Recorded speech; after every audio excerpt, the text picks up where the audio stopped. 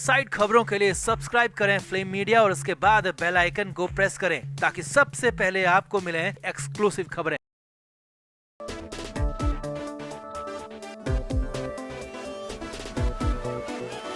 संजय राउत अपनी पार्टी के सर्वेसर्वा उद्धव ठाकरे के आगे और पीछे हमेशा खड़े रहते हैं, आगे ढाल बनकर तो पीछे सपोर्ट बनकर। लेकिन इस बार कुछ ऐसा हुआ है कि संजय राउत पर सवाल खड़े हो गए हैं, क्योंकि कुछ ऐसा हुआ है कि लोग कहने लगे हैं कि ये तो संजय राउत उद्धव ठाकरे से ही भिड़ गए, और वो भी शरद पवार की खातिर, दूसरी पार्टी की खातिर, एनसीपी की खातिर, जिसके बाद मुंबई में नया बवाल खड़ा हो गया। राउत की इन बातों को बगावत तक कहा जा रहा है और साथ ही साथ वो बातें भी ताजा हो गई जिसमें संजय राउत पर आरोप लगा कि उन्होंने शिवसेना को टूटने के लिए मजबूर किया। तो क्या हुआ मुंबई में, क्या हुआ ये अचानक, क्या है नया अपडेट, सब कुछ आपको दिखाते हैं, बताते हैं। आप इस वीडियो को शेयर करें और कमेंट करके अपनी राय जरूर दें।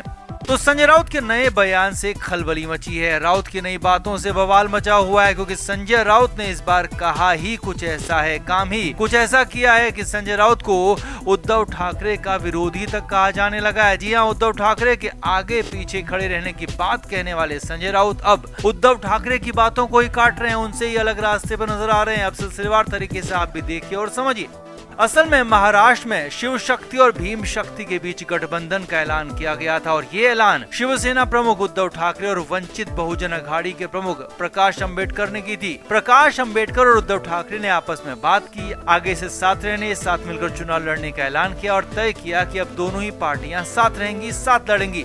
अब इसके तुरंत बाद प्रकाश अंबेडकर ने शरद पवार पर हमला बोल दिया। जी हाँ, उद्धव ठाकरे से मुलाकात के बाद प्रकाश अंबेडकर ने कहा कि एनसीपी के मुखिया शरद पवार बीजेपी के आदमी हैं, बीजेपी के एजेंट हैं, और उन्होंने ही देवेंद्र फडणवीस और अजीत पवार की सरकार बनाई थी, और वो झूठ बोलते हैं, बीजेपी के आदमी के तौर पर काम करते हैं। अब ये सब कुछ हुआ उद्धव ठाकरे से मुलाकात के बाद, यानी कि माना जा रहा है कि उद्धव ठाकरे और प्रकाश अंबेडकर के बीच से लेकर कुछ न कुछ बात तो हुई होगी, और माना ये भी जा रहा है कि हो सकता है कि उद्धव ठाकरे भी ऐसा ही कुछ मानते हो, क्योंकि दोनों पार्टियों ने अभी अभी आपस में गठबंधन किया और दोनों ने साथ मिलकर चुनाव लड़ने का ऐलान किया है। तो कुछ तो तय हुआ होगा आपस में, और ये भी तय है कि कुछ तो आपस में बातें और समझौते हुए होंगे, और उसके बाद ही प्रकाश अंबेडकर का यह बयान आया। अब यहाँ पर और कुछ हुआ नहीं, लेकिन बीच में संजय राउत कूद पड़े। जी हाँ, संजय राउत ने सीधे सीधे उन्हीं प्रकाश अंबेडकर पर हमला कर दिया, जो कि कुछ ही वक्त पहले उद्धव ठाकरे से मिलकर उनकी शिवसेना के साथ गठबंधन कर चुके हैं। तो संजय राउत ने यहाँ पर कोई लिहाज नहीं किया, कोई इंतजार नहीं किया उद्धव ठाकरे का, और शरद पवार के बचाव में एनसीपी यानी कि शरद पवार की पार्टी से पहले खुद ही कूद पड़े, खुद ही शरद पवार का बचाव करते हुए प्रकाश अंबेडकर पर हमला कर दिया। जी हाँ, जिस पार्टी ने, जिस इंसान ने कुछ ही वक्त पहले उद्धव ठाकरे के साथ गठबंधन किया, तो संजय राउत ने उसका बिल्कुल भी लिहाज नहीं किया और कहा कि हम प्रकाश अंबेडकर के बयानों से सहमत नहीं है। शरद पवार को बीजेपी का आदमी कहना गलत है, ये उन पर एक बहुत बड़ा आरोप है, बड़ा लांछन है। संजय राउत ने आगे कहा कि अगर शरद पवार ना होते तो 2.5 साल पहले महाराष्ट्र में शिवसेना के नेतृत्व में अघाड़ी की सरकार नहीं बनती, और शरद पवार के खिलाफ ऐसी बातें ठीक नहीं है। अब तो बवाल मच गया, क्योंकि शरद पवार का बचाव पहले तो उनकी पार्टी को करना था या फिर कांग्रेस को करना चाहिए था, लेकिन यहाँ पर तो संजय राउत सबसे पहले कूद पड़े, सबसे पहले बोल पड़े, और वो भी तब जबकि कुछ ही वक्त पहले उद्धव ठाकरे के साथ दोस्ती हुई है प्रकाश अंबेडकर की। अब यहाँ पर संजय राउत ने उद्धव ठाकरे की बात का इंतजार नहीं किया, ठाकरे की बात का भरोसा भी नहीं किया कि हो सकता है कि कुछ तो बात उन दोनों में हुई होगी। तो ऐसे में महाराष्ट्र में शिवसेना का शिंदे गुट संजय राउत पर हमलावर हो गया। शिंदे गुट का कहना है कि हमने हमेशा कहा है कि संजय राउत कांग्रेस और एनसीपी के आदमी है, उनके इशारों पर काम करते हैं, और साथ ही साथ शिंदे गुट का कहना है कि शरद पवार के करीबी के तौर पर संजय राउत काम करते हैं, शिवसेना को तोड़ने में, खत्म करने में शरद पवार के साथ मिलकर संजय राउत का ही हाथ है, जो कि अब साबित भी होता हुआ दिख रहा है, जो कि अब साफ साफ यहाँ पर नजर भी आ रहा है, क्योंकि अब ये सब कुछ सामने ही नजर आ रहा है। संजय राउत साफ साफ शरद पवार को बचा रहे हैं, और अपनी पार्टी के साथ हुए गठबंधन उन्हें याद नहीं है, इसीलिए तो प्रकाश अंबेडकर पर सीधा हमला कर दिया। अब जो भी हो, हम तो यही कहेंगे कि संजय राउत को इससे और ज्यादा मुश्किलों में जाना पड़ सकता है, क्योंकि अगर उद्धव ठाकरे इस बात से नाखुश हुए तो फिर तो संजय राउत की मुश्किलें कई गुना बढ़ सकती हैं, उनके लिए पार्टी में रहना तक मुश्किल हो सकता है। तो आपका इस पर क्या कहना है, कमेंट करके आप भी अपनी राय जरूर दें, वीडियो को शेयर भी करें।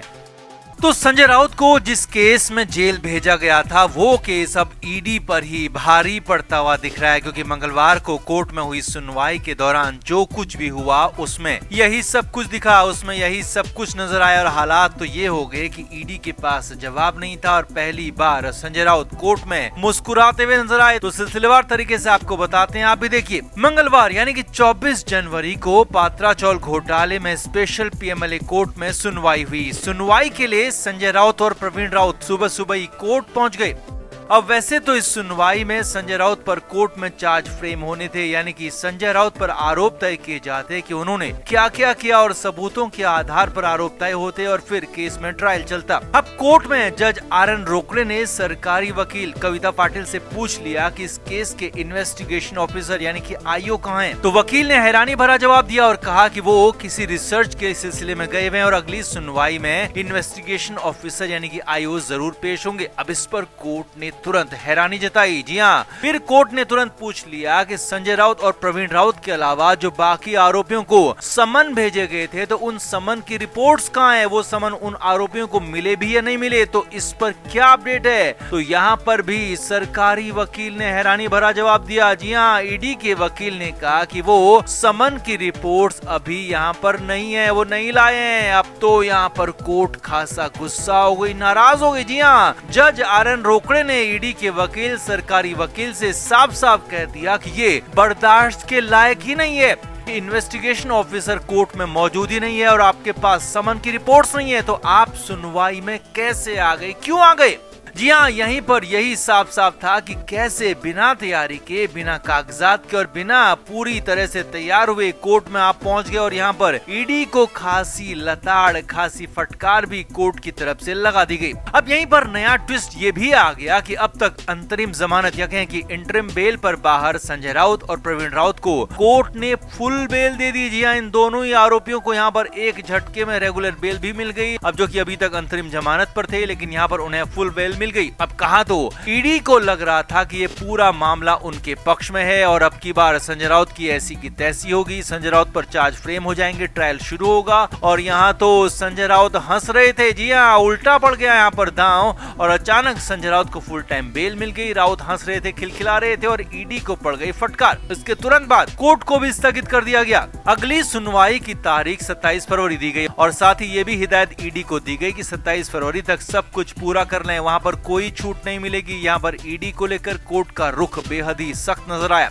अब पूरी कहानी यहाँ पर समझिए। जिस केस में संजय राउत पूरी तरह से फंस गए थे, जिस केस में बेल मिलना भी मुश्किल हो गया था, तो वहाँ अचानक संजय राउत पावरफुल नजर आ रहे हैं। संजय राउत हंस रहे हैं क्योंकि ईडी की कमजोरियां साफ साफ यहाँ पर नजर आ रही हैं। ईडी की कमजोर कार्रवाई, ईडी की अधूरी तैयारी यहाँ पर भारी पड़ गई और संजय राउत को न सिर्फ बड़ी राहत कोर्ट से मिली, रेगुलर बेल मिल गई, साथ ही साथ ईडी को फटकार पड़ गई और एक तरह से पूरा केस यहाँ पर उल्टा पुल्टा नजर आ रहा है और संजय राउत यहाँ पर एक तरह से सक्सेसफुल नजर आ रहे हैं। और कोर्ट ने इसीलिए यहाँ पर कह दिया कि ये बर्दाश्त के बाहर नहीं है, बर्दाश्त के लायक नहीं है, ये साफ बातें ईडी से कह दी। तो कुल मिलाकर पात्रा चौल घोटाले में फिलहाल नया ट्विस्ट आ गया, केस उल्टा हो गया और अब बारी 27 फरवरी की है। इंतजार तब तक ही करना होगा क्योंकि उस दिन बहुत कुछ बड़ा हो सकता है। अब आपका इस पूरे मामले पर क्या कहना है, कमेंट करके आप भी जरूर बताएं, वीडियो को शेयर भी करें।